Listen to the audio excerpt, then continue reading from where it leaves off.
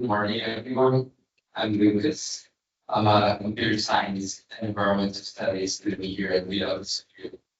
And today I'm presenting to you a year-long project about designing an open source and workflow to study environmental activities across the West. So just before we get into the details, I just want to share with this value to the audience here.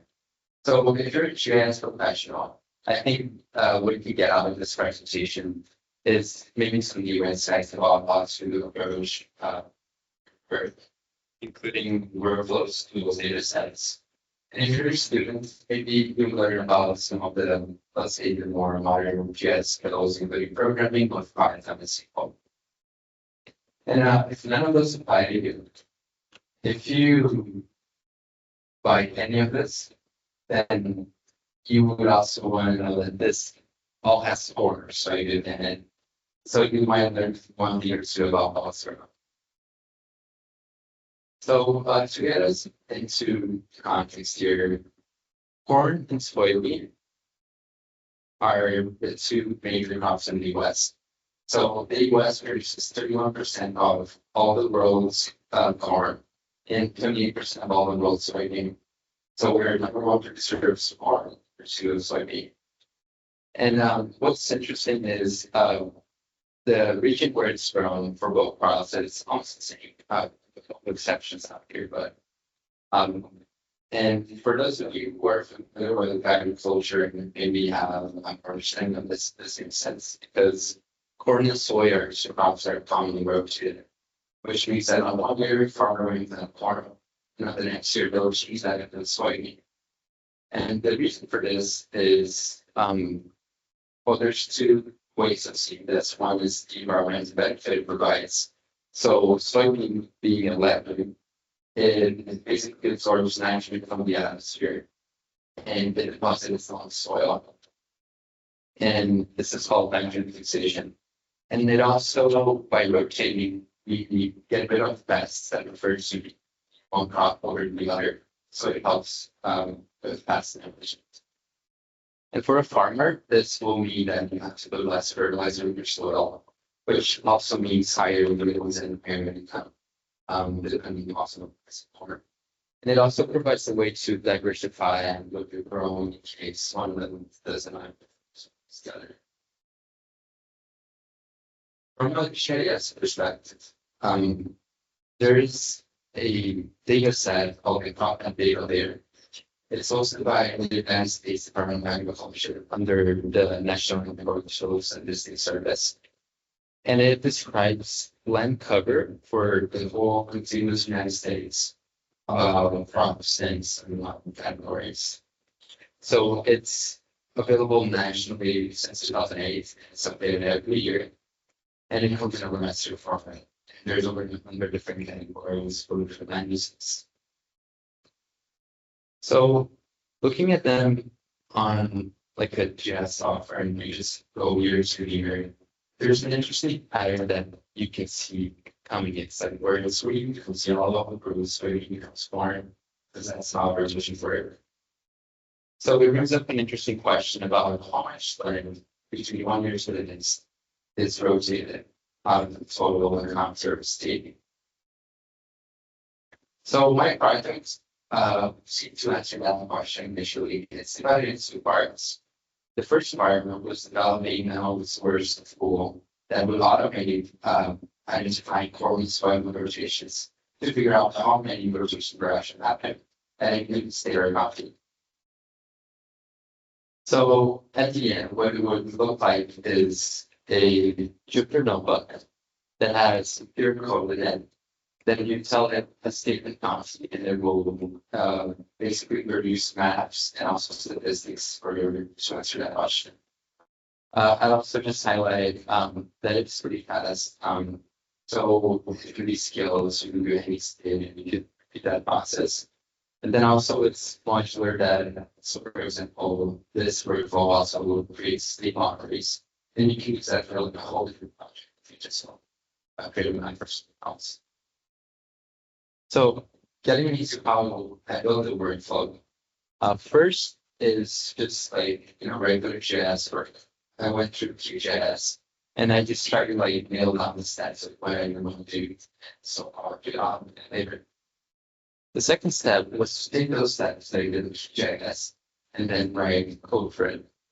And interesting enough, or actually, question: how many of you are familiar with GIS?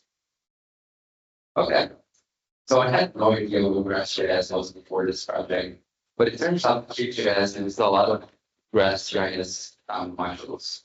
There's libraries, it's tools, and it's an open source like GIS software like GIS and QGIS, but it has different functions and so using GIS modules, we can then copy the code to the Jupyter notebook, and then we'll execute those GIS patterns with visual assistance. So something like this, but I'm not gonna go through this because it's really a lot. So we just go with a simplified version, right? So the first step was to collect data. So the way it works is that the user goes to they choose a state or a county. They choose a base here to start with analysis, and then an after projection period of maps. And then this information gets sent to a USDA API service. Basically, it will create this link, and this link will download the files you need on your computer. Instead of having to download the full raster, and then it's what you need.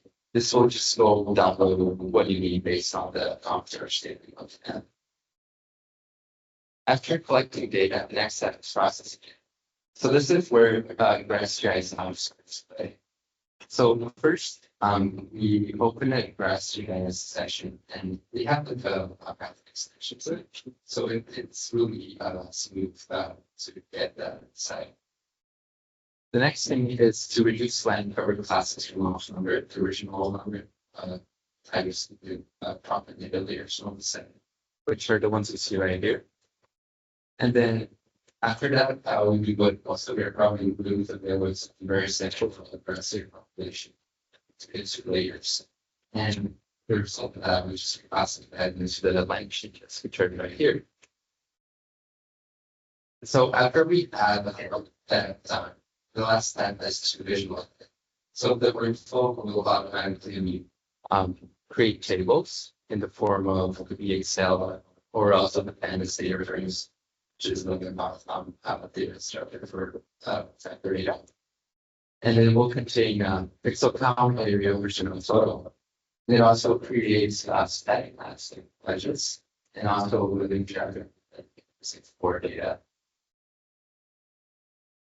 And so that was like the first part. It was both tools for like different tools to say how that sits back and like going into that same what other ways of doing the same work we do. And also answering that question of how many limitations should state. The second part was more on the environmental side. So we know we're reducing that. But now, how do they relate those soil properties like carbon and nitrogen phosphorus? So this was what I did this second semester. So the first thing was to take the problem data library again. But now we are overlaying with this data set called the National Preferred Soil Survey, which is it's a database, it has tables, and it has a spatial attributes with so coordinates. And so we have points, and each point represents a location where a scientist or a researcher wants to field. They took a sample of the soil, and it's the actual lab to analyze chemical physical properties. And then they uploaded all the data into the database. And that's the data I'm using. And two things to note is that the time it's available is different. And also the formats are different. So the raster is actually. So for this, the workflow looked a little bit different. We start with tables, Excel tables, database. Then we combine them to come up with a big table with only the columns. And then we filtered it out by spacing.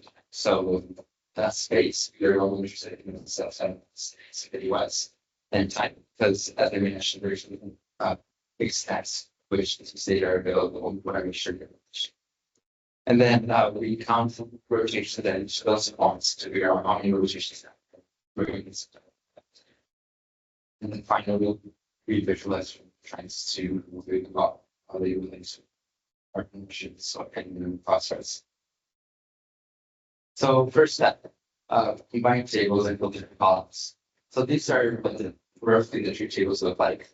I initially didn't start with our GIS the process here. So maybe you are very familiar with this process. You have two tables, you join them on a set of keys, and you decide the content you actually need. So here we have longitude, latitude information, and here we have cap confirmation. And this is just like the bridge is equal to this conversion together. And as you can tell, these are pretty big tables. And these are just three tables, and all the others are like 20 tables. Those are like 60 gigabytes, and we're so substantial data set. So I mentioned this because I then went back to this process because the first time we did it, it took like 40 minutes. And there's this alternative way to do it called to be the spatial extension of it, which just took like less than 2 seconds to do the same process. And so I think it's just a way to use an alternative, not saying you should choose one or the other, but just it's out there.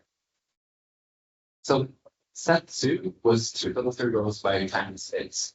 So this process is really needed to translate into GIS. So this was in our GIS as well. And we select by attributes, attribute date, and then we just click by this case that we need. Third step, to count rotations. This was similar to usually, or basically you can tell it the coordinates and did a time, and then we get a string of values that basically tell us for that point, this is when the land was for that year. So the first one will be 2008. One is corn, so corn, soy, corn, soy, corn, soy, and so on. And you can tell probably by this pattern that I know if it rotated or not, because it's turning to 1 to 5, it's 5. So based on this, we could count on rotation. So then the last step was once we had up the rotation frequency and the rest of the data from the original data set, we can then create visualizations to be able to try to correlate how the chemical properties relate to rotations. So here I have graphs for total carbon versus corn, soil, corn rotation frequency, and this is for nitrogen. And if you look, there's a slight increase of total carbon as rotations increase. And when it reaches 5 or 6, it kind of decreases. That's just supposing that data policy. And the same behavior can be seen with nitrogen. So what does this mean? It kind of seems that as rotations increase, total carbon and total nitrogen also increase. As for phosphorus, this was not the case at all. These are 3 different methods to measure phosphorus in soil, and all of them did not have any impact whatsoever. And I should mention this that I'm still working with my advisor, potentially expanding the analysis. So right now that's what I can tell you, and I don't want to say something that I share about. So just keep in mind that I'm still researching as we go. But this is just like another graph that I use to explore data relationships. And so yeah, that was part 1, and this was part 2. So what's next? So for 1, I think I'd like to reduce step 2, which was filtering out about time and space, using that alternative approach that I mentioned called activity. Just more for like exploring the open source way instead of the closed source way. And another thing I'd like to do is just to continue studying the relationship between rotations and other carbon factors to be able to tell something more meaningful about how we can. And so just to recap again, if I remember something about this presentation is that we produce a lot of corn, soy, And it goes into a lot of things that we need to. It's probably going to be in our mood after this presentation and the lunch. And there's a reason for it because there's many different purposes and notations related to that as well. Another thing to take into account is that there's the power in maybe just workflows. That's the way employees remove scale that when it really save up time. And then just again, this open source and automation is, you know, the case. And then finally, freeze frequency. It correlated with total phosphorus, total carbon, total nitrogen of the non-phosphorus. And so this is just kind of like a case study, if you will, about how we could use things for environmental studies. And then that's my presentation. Any questions or to email them or connect them.